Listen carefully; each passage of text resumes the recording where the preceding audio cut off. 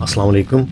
کافی ایک بہت ہی popular drink ہے، اس لیے اس پر بات کرنا بہت ضروری ہے تاکہ لوگوں کو پتہ ہو کہ اس کے کیا کیا فوائد ہو سکتے ہیں. کافی دراصل کافیا نامی پودے کے بیج سے حاصل کی جاتی ہے. اس کے اندر سینکڑوں قدرتی اجزاء یا کیمیکلز پائے جاتے ہیں. سب کا احاطہ کرنا آسان نہیں. آج کی اس ویڈیو میں ہم چند ایک اہم اجزاء کے فوائد پر بات کرتے ہیں. تو اس کے اجزاء میں کیفین سر فہرست ہے، جس کو سب لوگ جانتے ہیں. اس کے علاوہ اس میں اینٹی آکسیڈنٹس بھی پائے جاتے ہیں، بہت زیادہ ہوتے ہیں. اس کے علاوہ ڈائی ٹرپینوئڈز وغیرہ بھی پائے جاتے ہیں. جس کے مین اینٹی آکسیڈنٹس ہیں ان کے نام ہیں کیفیک ایسڈ اور کلوروجینک ایسڈ. تو میں یہ چاہتا ہوں کہ ایک ایک کر کے ہم کافی کے جو مختلف قسم کے باڈی پہ ایفیکٹس ہیں یا اثرات ہیں ان کا احاطہ کریں. تو آج کے ویلاگ میں چند ایک کا خلاصہ کرتے ہیں. سب جانتے ہیں کہ لوگ کافی کا استعمال دماغی چستی کے لیے کرتے ہیں. یہ ہمارے دماغ میں ایڈینوسن نامی جو ایک سوئچ ہوتا ہے یا ایک ریسیپٹر ہوتا ہے اس کو بلاک کر کے چستی پیدا کرتی ہے. کافی کے بہت سارے فائدے ہیں، ہم باری باری مختلف ویڈیوز میں اس پر بات کریں گے انشاءاللہ. اس ویڈیو میں ہم کافی کے جگر کے اوپر یا لیور کے اوپر اثرات کا جائزہ لیتے ہیں. اس کے علاوہ یہ ہمارے پتے کی ہیلتھ یا جس کو گال بلیڈر کہتے ہیں اس کے اوپر کیسے اثر انداز ہوتا ہے. ہم جو بھی چیز منہ کے ذریعے لیتے ہیں جس میں ادویات بھی شامل ہیں جو منہ کے ذریعے استعمال کی جاتی ہیں، جیسے سیرپ فارم میں، کیپسول فارم میں، ٹیبلٹس کی شکل میں، یہ سب جگر سے ہو کے گزرتی ہیں.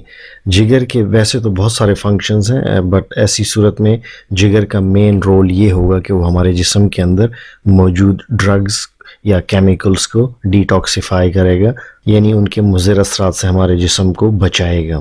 یوں بھی کہہ سکتے ہیں کہ لیور یعنی جگر ہمارے جسم کی سب سے بڑی کیمیکل انڈسٹری ہے، کیمیکل فیکٹری ہے، جس کا کام جسم کو کیمیکل سے پاک کرنا ہے.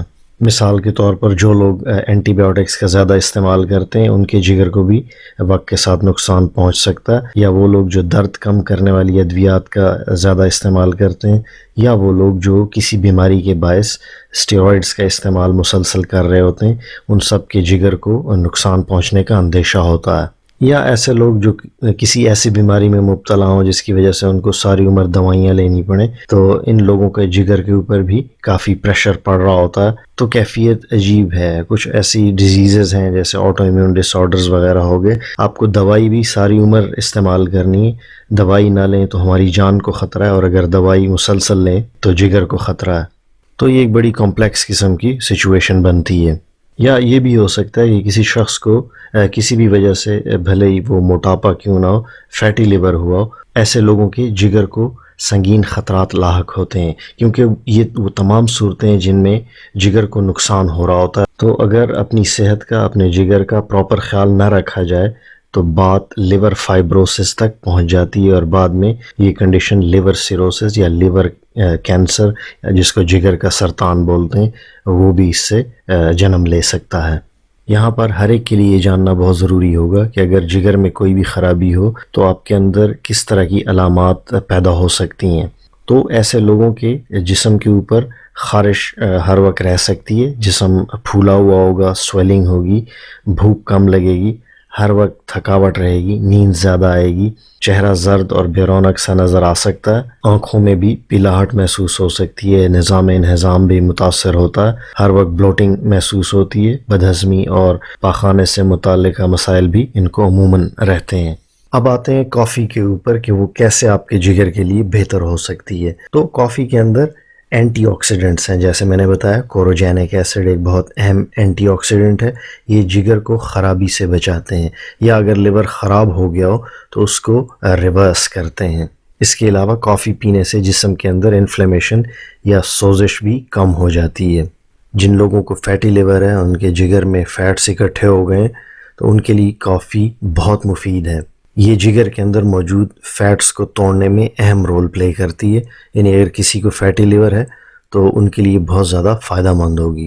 اس پر بھی ریسرچ موجود ہے کہ جن لوگوں کو پتے کی پتھری یعنی گال سٹونز ہیں، ان کے لیے بھی کافی کا استعمال بہت فائدہ مند ہے، کیونکہ یہ بائل نامی مادے کو پتلا کرتی ہے اور اس طرح پھر جو کولیسٹرول کرسٹلز ہوتے ہیں جن کو ہم گال سٹونز کہتے ہیں یا پتے کی پتھری کہتے ہیں وہ نہیں بن پاتے۔ اگر آپ کو ڈاکٹر نے بتایا کہ آپ کا پتا کمزور ہے تو آپ کو ضرور کافی ٹرائی کرنی چاہیے، اس سے آپ کا پتا سٹیمولیٹ ہوگا۔ تو یہ آپ کو پتا نظر آ رہا ہے، کافی کے استعمال سے یہ کانٹریکٹ ہوگا، پریس ہوگا اور آسانی سے اپنے اندرونی مادہ یعنی بائل کا اخراج کر پائے گا، کیونکہ پتے کی پتھری اس صورت میں بنتی ہے جب آپ کا پتا پراپر طریقے سے کانٹریکٹ نہیں ہو پاتا، جس کو گال بلیڈر ڈسموٹیلٹی کہتے ہیں۔ یوں اس کے اندر جو کولیسٹرول ہے یا بائل سالٹس وغیرہ ہیں وہ پھنس کر رہ جاتے ہیں اور یوں آہستہ آہستہ پتے کی پتھری کا وہ باعث بنتے ہیں۔ اس سے پتے میں انفلیمیشن یا سوزش بھی جنم لے لیتی ہے اور اس سے مریض کو عموماً دائیں طرف پسلی کے قریب درد محسوس ہوتا ہے۔ یہ درد کمر کے اوپری حصے میں بھی پہنچ جاتا ہے اور وہاں پہ بھی محسوس ہوتا ہے۔ اس سے پیشنٹ کو متلی بھی ہو سکتی ہے، قے بھی آ سکتی ہے۔ ویسے جن لوگوں کو پتے کی پتھری ہو میں ان کو بائل سالٹس بھی ریکمینڈ کرتا ہوں۔ یہ بہت مہنگے ہوتے ہیں بٹ افیکٹو بھی بہت زیادہ ہوتے ہیں۔ کافی ایک ایڈکٹنگ سبسٹنس بھی ہے، یعنی آپ کو اس کی عادت بھی پڑ سکتی ہے، یہ آپ کی کارکردگی کو، آپ کی پرفارمنس کو چونکہ بڑھاتی ہے، اس لیے اگر آپ اس کا استعمال چھوڑ دیں گے تو کچھ عرصے تک آپ کو جسم میں کافی سستی محسوس ہوگی۔